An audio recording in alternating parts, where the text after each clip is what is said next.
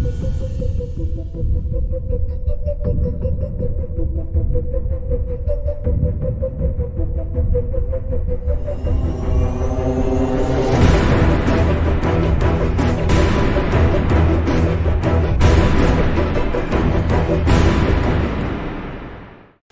দর্শক বন্ধুরা, হট সিটে আপনাদের স্বাগত। আজকে আমাদের সঙ্গে হট সিটে রয়েছেন বিজেপির জেলা সভাপতি গৌরীশঙ্কর ঘোষ। আপনাকে আমাদের অনুষ্ঠানে স্বাগত। গৌরীশঙ্কর বাবু, সামনেই লোকসভা নির্বাচন, কতটা প্রস্তুত আপনারা? দেখুন, লোকসভা নির্বাচনের প্রস্তুতি সারা বছর ধরেই চলছে।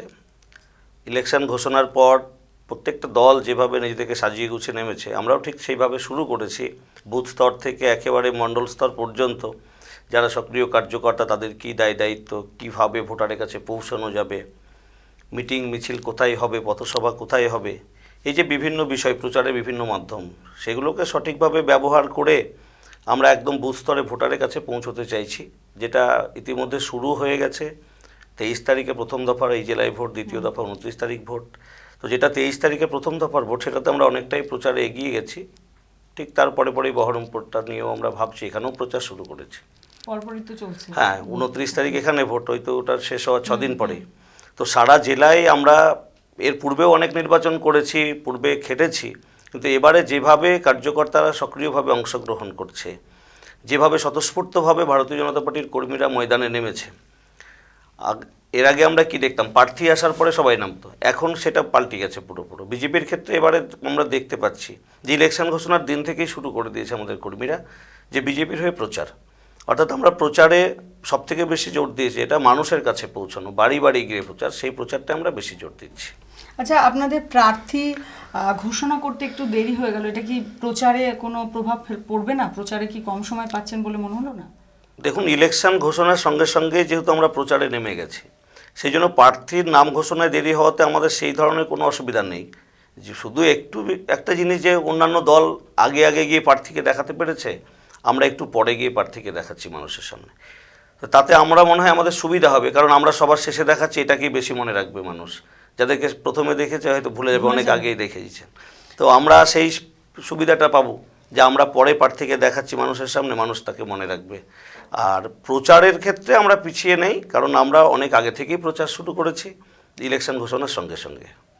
আচ্ছা গৌরীশঙ্কর বাবু, বহরমপুরে কমজোরি প্রার্থী, একদম অরাজনৈতিক ব্যক্তিত্ব, তার কারণ কি অধীর চৌধুরীর সঙ্গে আঁতাত, এরকম একটা অভিযোগ বা গুজব শোনা যাচ্ছে, এটা এই বিষয়ে কি বলবেন? দেখুন, বিরোধীরা তো গুজব ছড়াবেই, এটা স্বাভাবিক। ইলেকশন রাজনীতিতে গুজব ছড়ানোটা একটা, আমি বলবো যে এটা স্বাভাবিক বিষয়। আমরা ভারতীয় জনতা পার্টি সবসময় চেষ্টা করি যে মানুষ যাকে গ্রহণ করবে সেই ধরনের প্রার্থী দিতে। আমরা সর্বভারতীয় দল, সর্বভারতীয় সভাপতি যাকে শিলমোহর বসিয়েছেন, যার নামের পিছনে, তাকে নিয়েই আমরা ইলেকশন লড়ছি। কমজোরি প্রার্থী না বেশি জোরি প্রার্থী, পরিচিত না একেবারে অপরিচিত, সেগুলো তো ইলেকশনে ফলাফলের ঘোষণার পরে বোঝা যাবে যে আমরা কমজোরি প্রার্থী দিয়েছিলাম বলে খারাপ ভোট পেয়েছি, ভালো প্রার্থী দিয়েছি বলে ভালো ভোট হয়েছে। এটা আমরা ইলেকশনের ফলাফলের উপরেই বুঝতে পারবো বা মানুষকে আমরা বোঝাতে পারবো। তো আমরা যারা ভারতীয় জনতা পার্টির সক্রিয় কার্যকর্তা, আমরা কখনোই এটাকে কমজোরি প্রার্থী মনে করছি না। কারণ আপনারা জানেন যে বিভিন্ন রাজনৈতিক দল আজকের দিনে যাদেরকে প্রার্থী করছে, সেই আঙুল তো আমাদের দিকেও তুলছে অনেকেই। যে আমরা হুমায়ুন কবির সাহেবকে প্রার্থী করেছি, যিনি একসময় কংগ্রেস তৃণমূল করে পরবর্তীতে বিজেপিতে যোগদান করেছে। ঠিক তেমনিভাবে আবু তাহের খান, তিনিও কংগ্রেসের এমএলএ ছিলেন, তৃণমূলে যোগ দিয়েছে। এখানে অপূর্ব সরকার, তিনি অধীর চৌধুরীর শিষ্য, তিনিও আজকে তৃণমূলে যোগদান করেছে। কিন্তু আমরা যাকে প্রার্থী করেছি এখানে, তিনি কোনো রাজনৈতিক দল ত্যাগ করে এখানে আসেননি, তিনি সরাসরি বিজেপিতে এসেছেন। এবং তিনি একদম ফ্রেশ মুখ, যার বিরুদ্ধে কোনো অভিযোগের আঙুল কেউ তুলতে পারবে না যে পূর্বে রাজনীতি করতে গিয়ে এই ধরনের দুর্নীতি করেছে, কোনো ইস্যু তার বিরুদ্ধে নেই। অতএব কমজোরি প্রার্থী আমরা মোটেই মনে করছি না। আমরা সেটাই ভাবছি যে আমাদের প্রার্থীর বিরুদ্ধে কোনো অভিযোগ নেই, আমরা ফ্রেশ একটা মুখ এখানে পেয়েছি, যাকে নিয়ে লড়াই করতে আমাদের সুবিধা হচ্ছে। আমরা মোটেই কমজোরি ভাবছি না, আমরা বরং তাকে পেয়ে খুশি হয়েছি এই কারণেই যে অন্যান্য দল যেটা করছে সেটা তো আমাদের বিরুদ্ধে বলতে পারবে না যে আজকে অপূর্ব সরকার এই করেছে, অধীর রঞ্জন চৌধুরী এই করেছে। আমাদের প্রার্থীর বিরুদ্ধে এই ধরনের কোনো অভিযোগের আঙুল কেউ তুলতে পারবে না। কিন্তু জেলায় কি ভালো কোনো প্রার্থী পাওয়া গেল না বলে অচেনা মুখ? দেখুন, জেলায় অনেক ভালো প্রার্থী অবশ্যই ছিল, কারণ জেলার প্রত্যেকেই যে অ্যাপ্লিকেশন করেছে তাও নয়, অনেকে দাঁড়াতেও চায়নি যে লোকসভা নির্বাচনে দাঁড়াবো না, সংগঠনের কাজ করব। সেই রকম ধরুন আমাদের কাছেও চাপ এসেছিল যে প্রার্থী হতে হবে। আমরা নিজে থেকেই বলেছি যে গত বিধানসভায় সভাপতি হয়েই আপনারা আমাকে প্রার্থী করে দিয়েছিলেন, আমি সেইভাবে জেলা জুড়ে ছুটতে পারিনি। তো এবারের লোকসভা ভোটে আমি চাইছি জেলা জুড়ে কাজ করতে, ইলেকশন লড়বো না। স্বাভাবিকভাবেই যখন জেলার অধিকাংশ নেতারাই এই একই কথা বলেছেন, দুই একজন বাদ দিয়ে, যে আমরা ইলেকশন পরিচালনা করব, ভোট করাবো, ভালো প্রার্থী আপনারা দিয়ে দিন। সেই জন্য আমাদের যখন এখান থেকে কেউ দাঁড়াতে রাজি হচ্ছিল না, সেই কারণে আমাদের প্রদেশ এবং সর্বভারতীয় নেতারা একজন ভালো প্রার্থী এখানে পাঠিয়েছেন। আচ্ছা, আমি যেটা বলছি যে বহরমপুর লোকসভা কেন্দ্রে তো একজন সম্পূর্ণ অরাজনৈতিক ব্যক্তিত্বকে আমরা দেখতে পাচ্ছি, কিন্তু জঙ্গিপুর এবং মুর্শিদাবাদ লোকসভা কেন্দ্রে মুসলিম প্রার্থী দাঁড় করিয়েছেন, হুমায়ুন কবিরকে দাঁড় করিয়েছেন মুর্শিদাবাদ লোকসভা কেন্দ্রে, এবং জঙ্গিপুরে আমরা দেখতে পাচ্ছি মাহফুজা খাতুন। তো সেটা কি সংখ্যালঘুর বাস বলেই কি এইরকম প্রার্থী নির্বাচন? দেখুন, আপনারা বারবার শোনেন একটা কথা যে বিজেপি সাম্প্রদায়িক দল, বিজেপি মুসলিম বিরোধী দল, বিজেপি মুসলিমদেরকে নেয় না, বিজেপি হিন্দুদের দল, এই অভিযোগ আমাদের পিছন তারা করে। তো আমাদের এটাও একটা দেখানোর বিষয় ছিল যে আমরা মোটেই একটা ধর্মের দল নয়, ভারতবর্ষের সব ধর্মের মানুষ এই দল করতে পারে, যোগ্যতা অনুসারে তারা বিভিন্ন জায়গায় প্রার্থীও হতে পারে। তো স্বাভাবিকভাবে মুর্শিদাবাদ জেলায় 70% মুসলিমের বাস, আর এই জেলার মুসলিমরা এখনও স্বাধীনতার পর থেকে উন্নয়নের স্বাদ পায়নি, যে স্বাদ পাওয়া উচিত ছিল। 56 বছর কংগ্রেস ভারতবর্ষ শাসন করেছে, 6 বছর থার্ড ফ্রন্ট শাসন করেছে। পশ্চিমবাংলার ক্ষেত্রে দেখতে গেলে 30 বছর কংগ্রেস, 34 বছর বামফ্রন্ট, 8 বছর তৃণমূল কংগ্রেস শাসন করছে। প্রত্যেকেই কিন্তু মুসলিম সমাজকে ভোটার হিসাবে ব্যবহার করেছে। তারা যে এদেরকে মানুষ হিসেবে যদি ব্যবহার করতো, তাহলে এই মুর্শিদাবাদ জেলায় শিল্প কলকারখানা হতো, ঐতিহাসিক শহর, ঐতিহাসিক স্থান, নবাবের দেশ, সবাই বলে এটা। তো সেই মুর্শিদাবাদকে কেউ কোনো রাজনৈতিক দলই কিন্তু গুরুত্ব দেয়নি। আর যে সমস্ত রাজনৈতিক দল বিজেপিকে সাম্প্রদায়িক বলে, Congress, CPM, RSP, forward block, Trinamool, প্রত্যেকেই, তো এই দলগুলো বিজেপিকে সাম্প্রদায়িক বলে, অথচ এই মুর্শিদাবাদ জেলার মুসলিমদেরকে নিয়ে তারা শুধু রাজনীতি করে গেছে, তাদের উন্নয়নের কথা ভাবেনি। মুসলিম সমাজ যে এতটা পিছিয়ে আছে মুর্শিদাবাদ জেলায়, যেখানে একটা শিল্প কলকারখানা নেই, এখানকার মানুষজন তার পরিবার পরিজনদের বাঁচানোর জন্য বাইরের রাজ্যে পাড়ি দিচ্ছে, এবং যে রাজ্যে যাচ্ছে যদি একটু খোঁজ নিয়ে দেখা যায়, যে সমস্ত রাজ্যে তারা কাজ করতে যাচ্ছে বেশিরভাগ রাজ্য বিজেপি শাসিত রাজ্য, এবং সেই সমস্ত রাজ্যে তারা গিয়ে দেখতে পাচ্ছে যে সেখানে মুসলিমরা এই রাজ্যের মুসলিমের থেকে অনেক ভালো আছে। আপনার গুজরাটের মুসলিমকে পশ্চিমবাংলায় কাজ করতে আসতে হয় না, মধ্যপ্রদেশের মুসলিমকে আসতে হয় না, হরিয়ানার মুসলিমকে আসতে হয় না। তাহলে সেখানেও তো সরকার আছে, ভোট দেয়, ওরা নিজের রাজ্যে কর্মসংস্থানের সুযোগ পাচ্ছে। বাংলার মানুষ কিন্তু সুযোগ পায় না, এখানকার মুসলিমরা তো আরোই পাচ্ছে না, আমাদের মুর্শিদাবাদ। তো সেই জন্য আমরাও চেয়েছিলাম যে মুর্শিদাবাদের এই পিছিয়ে পড়া মুসলিম সমাজকে এগিয়ে নিয়ে যাওয়ার জন্য, এবং আমাদেরকে যে সাম্প্রদায়িক তখন ওরা লাগিয়ে দেয়, তার একটা যোগ্য জবাব আমাদেরকে এবারে নির্বাচনে দিতে হবে। আর এখানকার যেহেতু ভোটাররাও 70% মুসলিম, সেই জন্য আমরা দুজন প্রার্থী চেয়েছিলাম সংখ্যালঘু, যারা পরিচিত মুখ হবে, যারা নেতৃত্ব দিতে পারবে সংখ্যালঘু সম্প্রদায়কে। ঠিক সেই ধরনের দুটো মুখও আমরা পেয়েছি। আপনারা জানেন মাহফুজা খাতুন জঙ্গিপুরে, এখানে হুমায়ুন কবির দাঁড়িয়েছেন। আরও একটা বিষয় আমি এখানে বলবো যে এই জেলার মুসলিমদের মধ্যে মুসলিম মহিলারা এতটাই পিছিয়ে আছেন, যাদের দিকটা কেউ কোনোদিনই ভাবেনি। এই তালাক প্রথা বলুন, বিড়ি শ্রমিক বলুন, সব ক্ষেত্রে মহিলারা অবহেলিত। বয়স হওয়ার আগে বিয়ে দিয়ে দেওয়া, স্কুলে না পাঠানো, এই যে বিষয়গুলো। তো কোনো রাজনৈতিক দল দেখুন যে একজন মুসলিমকেও প্রার্থী করতে পারে, কিন্তু কোনো মহিলাকে প্রার্থী করেনি, যেটা আমরা ভারতীয় জনতা পার্টি করে দেখিয়ে দিয়েছি যে শুধু মুসলিম নয়, মুসলিম মহিলাকে আমরা প্রার্থী করেছি, কারণ মুসলিম মহিলারা সব থেকে সমাজে অবহেলিত এবং পিছিয়ে আছে। এই মুসলিম মহিলাদের উন্নয়নের জন্যই আমরা ওখানে মাহফুজাদিকে প্রার্থী করেছি, আর মুর্শিদাবাদ লোকসভায় আমরা হুমায়ুন কবির সাহেবকে প্রার্থী করেছি। আচ্ছা, এই যে মুর্শিদাবাদ লোকসভা কেন্দ্রের প্রার্থী করেছেন হুমায়ুন কবিরকে, আপনি নিজেও বললেন, এবং তিনি কংগ্রেসে ছিলেন, তারপরে তৃণমূলে, আবার কংগ্রেসে, এখন বিজেপিতে। তো তার উপর আপনারা কতটা ভরসা করছেন, এবং মানুষ তাকে কেন ভোট দেবেন, কি বলবেন এই বিষয়টা নিয়ে? দেখুন, উনি প্রত্যেকটা জায়গায় প্রচারে যাচ্ছেন, আমিও তার সঙ্গে অনেক জায়গায় প্রচারে গিয়েছি। প্রত্যেক ক্ষেত্রে হুমায়ুন কবির বলছেন মানুষকে যে আমি কংগ্রেস তৃণমূল করতে গিয়ে যে পাপ করেছি, সেই পাপের প্রায়শ্চিত্ত করার জন্য আমি ভারতীয় জনতা পার্টিতে এসেছি। কারণ ভারতবর্ষে একটি মাত্রই দল যারা জাতীয়তাবাদী ভাবনায় চলে, প্রকৃত ধর্মনিরপেক্ষ, প্রকৃত উন্নয়নের কথা বলে। তার অনেক নিদর্শন তিনিও মানুষের সামনে তুলে ধরছেন। যে দেখুন, আজকে মোদিজি যে স্লোগান দিয়েছিল সবকা সাথ সবকা বিকাশ, সেই জায়গায় দাঁড়িয়ে যদি আমরা বিচার করি, তাহলে পরিষ্কার বোঝা যাবে এই জেলার ক্ষেত্রে যে আজকে প্রধানমন্ত্রী আবাস যোজনার সুবিধা, প্রধানমন্ত্রী খাদ্য সুরক্ষা যোজনায় 2 টাকা কিলো চালের সুবিধা, স্বচ্ছ ভারতের আওতায় শৌচাগারের সুবিধা, প্রধানমন্ত্রী গ্রাম সড়ক যোজনায় পাকা রাস্তা, এগুলো তো অধিকাংশই মাইনরিটি এলাকায় হয়েছে, কারণ এখানকার অধিকাংশ মানুষ যেহেতু মুসলিম, 70% মুসলিম। তো সেই জায়গায় গিয়ে হুমায়ুন কবির সাহেব বারবার বলছেন মানুষের সামনে যে দেখো বিজেপি কখনোই মুসলিম বিরোধী নয়, আর আমি এই কারণেই বিজেপিতে ঢুকেছি যে বিজেপি একমাত্র অসাম্প্রদায়িক দল, প্রকৃত ধর্মনিরপেক্ষ দল এবং জাতীয়তাবাদী দল, যারা ভারতবর্ষকে জগৎসভায় শ্রেষ্ঠ আসনে বসানোর জন্য প্রয়াস চালিয়ে যাচ্ছে। তাই আমি এতদিন ভুল বুঝে যে সমস্ত দলে ছিলাম এবং যা কিছু করেছি তার প্রায়শ্চিত্ত করার জন্য আমি ভারতীয় জনতা পার্টিতে এসেছি। এবং এই কথা মানুষও বুঝতে পারছে যে সত্যিই আমরা দীর্ঘদিন ধরে এই জেলায় কংগ্রেসকে পাশ করিয়েছি, কখনো সিপিএমকে পাশ করিয়েছি, তৃণমূলও পাশ করেছে, কিন্তু আমরা সেই উন্নয়নের স্বাদ কিন্তু পাইনি। উন্নয়ন বলতে তো একটা সাইকেল আর ওই টাকা দিচ্ছে 25,000, সেটা তো উন্নয়ন হতে পারে না। এগুলো তো আমরা ভাবি যে এটা ভিক্ষা দেওয়া হচ্ছে, কারণ আমরা চাইছি উন্নয়ন বলতে এটাই বোঝাই কর্মসংস্থান। মানুষ নিজে স্বনির্ভর হবে, নিজের পায়ে দাঁড়িয়ে উপার্জন করবে, কারো কাছে কোনো দিন হাত পাততে হবে না। এই পরিস্থিতি যখন আসবে তখন বুঝবো উন্নয়ন। আর সেই উন্নয়ন 72 বছরে কিন্তু কোনো রাজনৈতিক দল এই জেলা বা পশ্চিমবাংলায় করেনি। সেই জন্য হুমায়ুন কবির সাহেব এগুলো দেখেছেন যে না, অসম্ভব, ভারতবর্ষের অন্যান্য রাজ্য এগিয়ে যাচ্ছে, যে বিহার অনেক পিছিয়ে ছিল, যে ঝাড়খণ্ড অনেক পিছিয়ে ছিল, তারা যদি বিজেপির নেতৃত্বে এগিয়ে যেতে পারে, সেখানকার মুসলিমরা যদি বিজেপির নেতৃত্বে এগিয়ে যেতে পারে, তাহলে পশ্চিমবাংলায় আমরা কেন বিজেপি করতে পারবো না? তাই তিনি ওই সমস্ত দলে থেকে যে পাপ করেছেন তার প্রায়শ্চিত্ত করে। উনি নিজে বলছেন বিভিন্ন জায়গায়, মানুষও সেটা খাচ্ছে, মানুষও বলছে যে এতদিনে হুমায়ুন কবির ঠিক কাজ করেছে, যে আজকে এখানে মুসলিমদেরকে নেতৃত্ব দিতে হবে, সেই ধরনের নেতা, মুসলিমদের নেতা দরকার ছিল বিজেপিতে। তিনি এসেছেন, প্রার্থী হয়েছেন, মুসলিম এলাকায় যাচ্ছেন, প্রচার করছেন, ব্যাপক সাড়াও পাচ্ছেন। আচ্ছা, মমতা ব্যানার্জি কোনো এক জনসভায় বলেছেন যে কংগ্রেস প্রার্থী অধীর চৌধুরী এবং অভিজিৎ মুখার্জি আরএসএস সঙ্গে যোগাযোগ রাখছেন, কি বলবেন এই বিষয়ে? দেখুন, মমতা ব্যানার্জি এখন অনেক ভুল বকবে, কারণ যখন যার পতনের সময় হয় সে অনেক কিছুই ভুল বলে। দিদিমণি হয়তো আরএসএসকে জানেন না, আর যদি জেনে থাকেন তাহলে নিশ্চয়ই তারও আরএসএসের সঙ্গে যোগ আছে।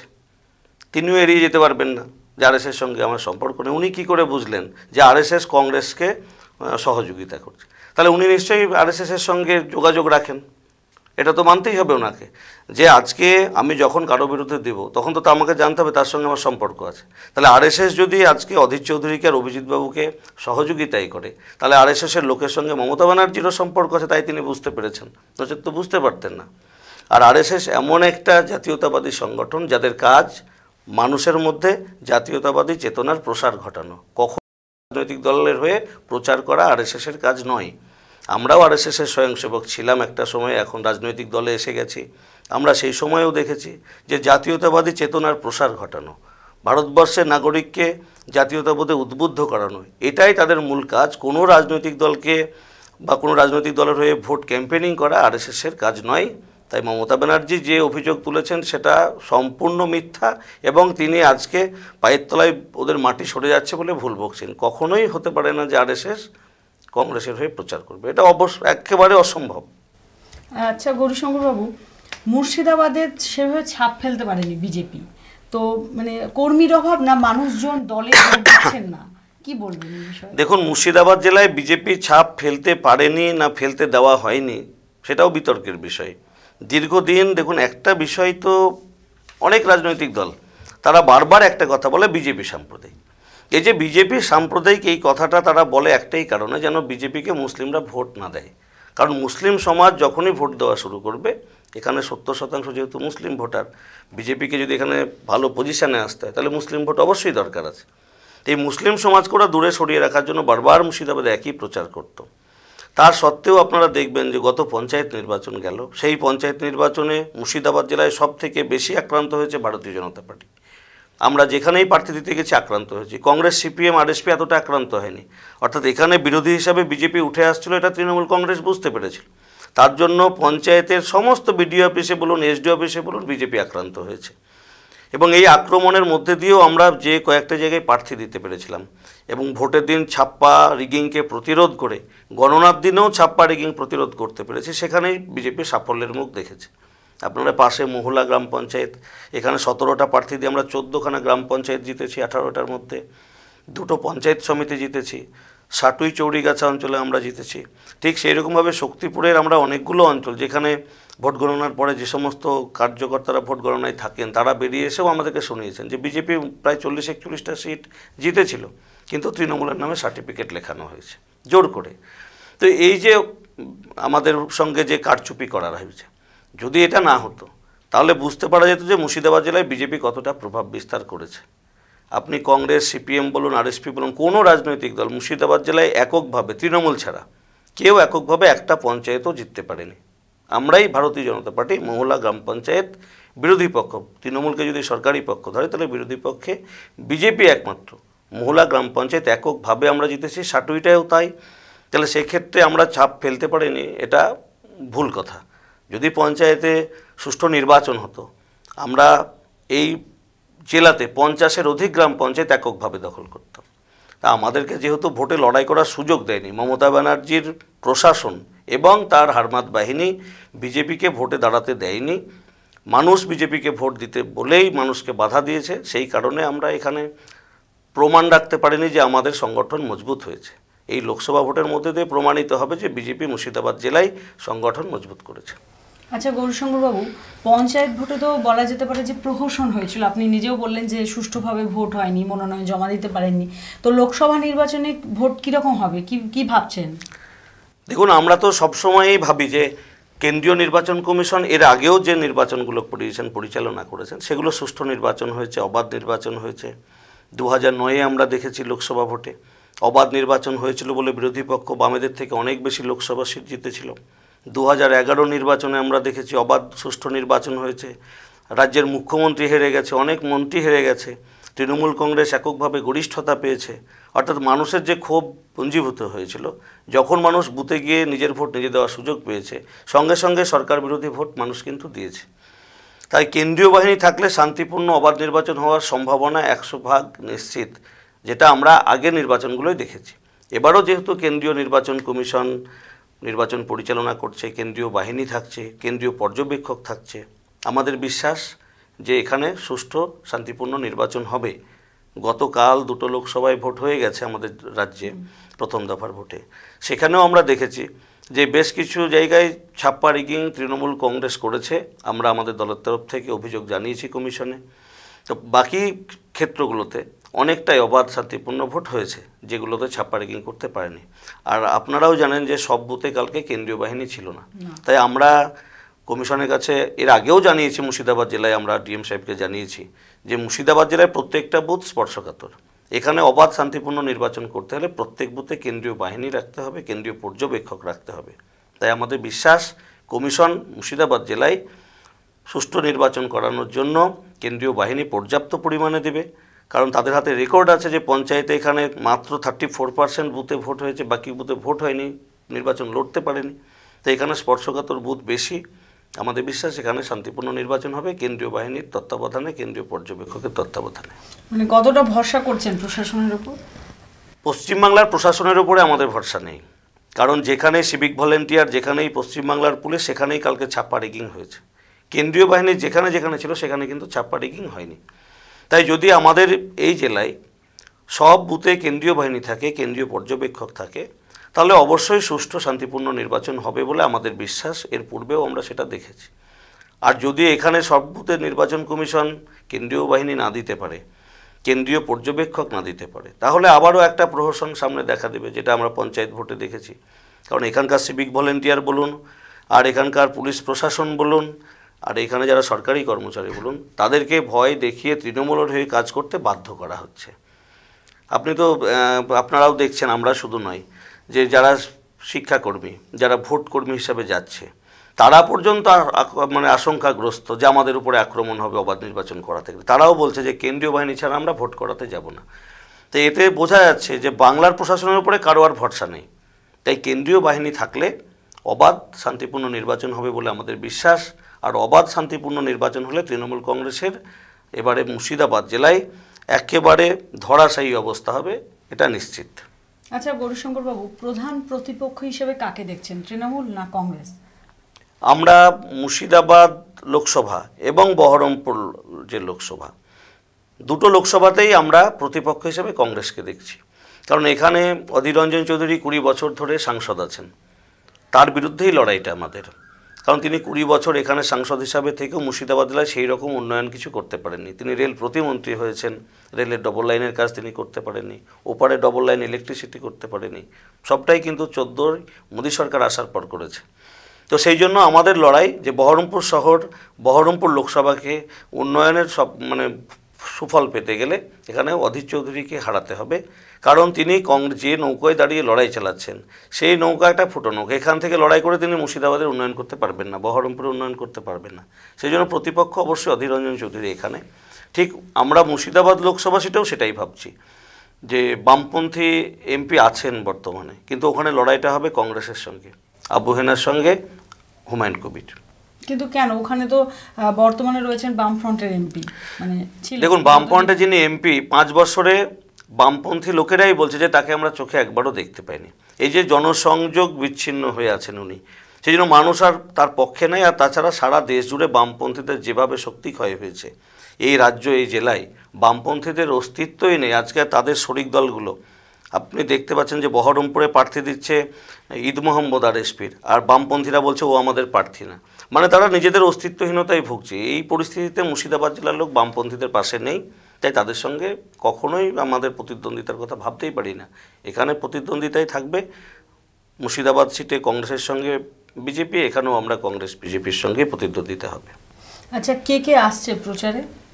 এখনও পর্যন্ত প্রচারে আমাদের মুর্শিদাবাদ লোকসভায় আগামীকালকে আসবে। আপনারা জানেন যে কেন্দ্রের মানব সম্পদ উন্নয়ন মন্ত্রী নাকভি সাহেব আসছেন মুর্শিদাবাদ লোকসভা রানীনগরে যে বিধানসভা, সেখানেই তিনি সভা করবেন।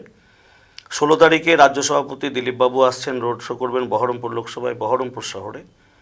এরপরে যোগীজি আসবেন, উত্তরপ্রদেশের মুখ্যমন্ত্রী আদিত্যনাথ যোগী, তিনিও মুর্শিদাবাদ জেলার প্রচারে আসবেন। এটা নিশ্চিত হয়ে গেছে, কিন্তু ডেটটা আমরা এখনও জানতে পারিনি। বহরমপুরেই তিনি সভা করবেন। এছাড়া আরও স্টার ক্যাম্পেনার আসতে পারে, রাজনাথ সিং বা আপনি যাদের নাম বললেন তারা আসছেন, তো এটার কি প্রভাব পড়বে? অবশ্যই প্রচারের উপর মানুষ, আমরা যে গ্রামে ভোট চাইতে যাচ্ছি, মানুষ বলছে মোদিকে নিয়ে আসুন, রাজনাথ সিংকে নিয়ে আসুন, স্মৃতি ইরানিকে নিয়ে আসুন, অমিত শাহকে নিয়ে আসুন। এই যে মানুষের চাহিদা, আগে কিন্তু বিজেপির কোনো নেতাকে দেখতে যাব বা বিজেপির অমুক নেতাকে নিয়ে আসুন এটা মানুষ বলতো না। আজকে সব মানুষ বলছে যে বিজেপির এই নেতাদের নিয়ে আসুন, কি হিন্দু কি মুসলিম প্রত্যেকে মানুষ বলছে এদেরকে নিয়ে আসুন, আপনারা সভা করুন, আরও বড় বড় সভা করুন, আমরা সভা চাইছি। সেই জন্য প্রভাব তো অবশ্যই পড়বে। মানুষ এর মধ্যেই মোদিজির উন্নয়নে প্রভাবিত হয়েছেন। মোদিজি যে স্বপ্ন মানুষকে দেখিয়েছেন যে ভারতবর্ষকে শ্রেষ্ঠ আসনে বসানো, এবং তার কিছু কিছু উদাহরণ যে তিনি রেখেছেন।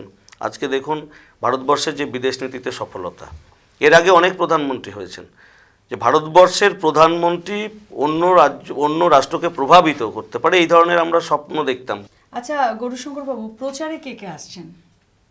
আগামীকাল মুক্তার আব্বাস নাকভি, কেন্দ্রীয় মানব সম্পদ উন্নয়ন মন্ত্রী, উনি মুর্শিদাবাদ লোকসভায় আসছেন প্রচার করতে। আগামী 16 তারিখে আমাদের রাজ্য সভাপতি মাননীয় দিলীপ ঘোষ মহাশয় আসছেন বহরমপুর লোকসভার, বহরমপুর শহরে রোড শো করবেন। যোগী আদিত্যনাথ উত্তরপ্রদেশের মুখ্যমন্ত্রী, তিনিও প্রচারে আসছেন।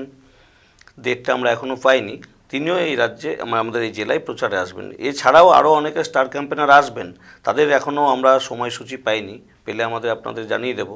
তবে আমরা ভাবছি যে এই জেলায় আমরা 3টে লোকসভা ক্ষেত্রেই কেন্দ্রীয় মন্ত্রীদের কয়েকজনকে নিয়েছি, শুধু একটা করেই নয়, আরও অধিক সংখ্যায় যেন আমরা সভা করতে পারি, সেই চেষ্টায় আমরা আছি। আচ্ছা, এর কি কোনো প্রভাব পড়বে প্রচারে, এই যে বাইরে থেকে আসছেন? হ্যাঁ দেখুন, প্রভাব তো অবশ্যই পড়বে।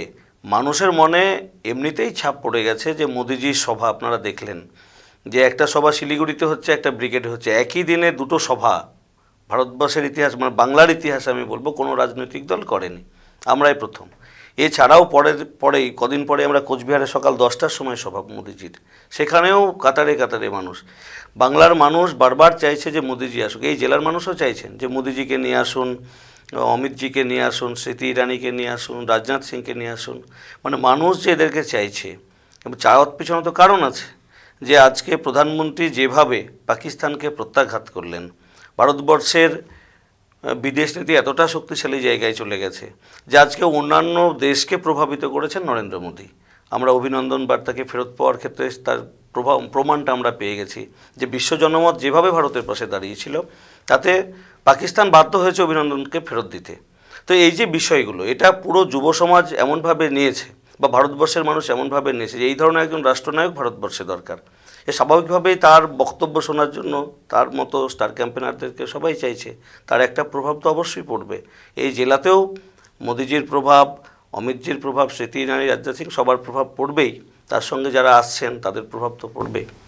আচ্ছা, কয়েকদিন আগেই তো বিশেষ পর্যবেক্ষক ঘুরে গেলেন আমাদের জেলা থেকে, কোনো অভাব অভিযোগের কথা জানিয়েছেন? অবশ্যই আমরা একেবারে পরিষ্কার ভাষায় জানিয়েছি যে মুর্শিদাবাদ জেলার সম্পূর্ণ সমগ্র জেলাটাকে আপনারা স্পর্শকাতর ঘোষণা করুন। কারণ পঞ্চায়েত নির্বাচনে এখানে আমরা 70% বুথে কোনো রাজনৈতিক দল দাঁড়াতে পারেনি। তো সেই জায়গায় দাঁড়িয়ে এখানকার শান্তিপূর্ণ নির্বাচন করানো অসম্ভব আপনার এই রাজ্য প্রশাসন দিয়ে। সেই জন্য এখানে বিশেষ কেন্দ্রীয় পর্যবেক্ষক এবং কেন্দ্রীয় বাহিনী প্রতি বুথে রেখে ভোট করার আবেদন আমরা জানিয়েছি এবং আমাদের সেই আবেদনের ভিত্তিতে 2-1 দিনের মধ্যে শুনছি উপনির্বাচন কমিশনার এই জেলায় আসছেন। তা আমাদের বিশ্বাস যে আমাদের যে অভিযোগ আমরা জানিয়েছি সেই অভিযোগে তারা সাড়া দিয়ে জেলার মানুষ যেন সুষ্ঠু শান্তিপূর্ণ নির্বাচনের মধ্যে দিয়ে তাদের মতদান করতে পারে সেটা কমিশন দেখবেন। আচ্ছা, আমাদের তো সময় একদম প্রায় শেষ হয়ে এসেছে। আপনাকে একটাই প্রশ্ন, যে আগামী দিনে কি কি কাজ করবেন, দল কি ভাবছে, কি কি উন্নয়ন হবে মুর্শিদাবাদ জেলার, কি কি কাজ করবেন আপনারা? দেখুন, এই জেলা তো একেবারে পিছিয়ে পড়া জেলা, প্রচুর সমস্যা জেলায়। তো সর্বাগ্রে যেটা করা উচিত মানুষের, আমি মনে করি যে শিক্ষা এবং কর্মসংস্থান এই দুটো যদি মানুষকে সর্বাগ্রে দেওয়া যায় তাহলে মানুষ এই দুটোর মধ্যে দিয়ে আগামী দিনে নিজেদেরকে এগিয়ে নিয়ে যেতে পারবে। শিক্ষার আলোয় আলোকিত হয়ে যদি তারা কর্মসংস্থানের সুযোগ পায় তাহলে কাউকে আর সরকারের মুখাপেক্ষি হয়ে থাকতে হবে না যে আমাকে ভর্তুকি দেবে, আমাকে একটা সাইকেল দেবে বা আমাকে আজকে ওই স্বাস্থ্য সেটের টাকা নিতে হবে। এই যে আমাদেরকে তাকিয়ে থাকতে হয় যে সরকার কখন দেবে কখন দেবে, এই অবস্থা থেকে যেন মানুষ মুক্তি পায় তার জন্য প্রকৃত শিক্ষায় শিক্ষিত করা, শিক্ষার আলোকে তাদের যোগ্যতা অনুযায়ী কর্মসংস্থানের সুযোগ করে দেওয়া, এটা এই জেলায় যদি আমরা ক্ষমতায় আসি তো সর্বাগ্রে এই বিষয়ে তো অবশ্যই নজর দেব। আর মুর্শিদাবাদ জেলা একটা ঐতিহাসিক জেলা, তাই ঐতিহাসিক স্থানগুলোকে এমনভাবে সাজিয়ে তুলতে হবে যে বাইরের পর্যটকরা এসে যেন আবারও আকৃষ্ট হন। কারণ এমন একটা পরিস্থিতিতে এখন আছে যে একবার আসে সে আর পরের বছর আসতে চায় না। সেই জন্য এই ঐতিহাসিক জেলাকে ঐতিহাসিকভাবে সাজিয়ে তোলা, পর্যটকদের মন কেড়ে নেওয়া, এটার জন্য আমরা চেষ্টা চালাবো।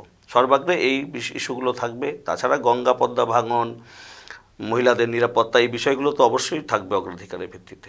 আর আরেকটা যেটা আপনি নিজেই বলছিলেন কিছুক্ষণ আগে আলোচনায়, যে বেকার যুবকরা অন্য রাজ্যে কাজ করতে যাচ্ছে, তো তারাও তো ভোটার, তাদের ভোটের দ্বারাও তো নির্বাচিত হন জনপ্রতিনিধিরা, তো তাদের জন্য কি অন্যরকম কিছু ভাবছেন যে নিজেদের জেলায়? হ্যাঁ, এই যে এটাই বলছিলাম আমি, যে আজকে মুর্শিদাবাদ জেলার অধিকাংশ মানুষ রাজমিস্ত্রির কাজ করতে বাইরে চলে যাচ্ছে, শিক্ষিত বলুন অশিক্ষিত বলুন প্রত্যেকেই।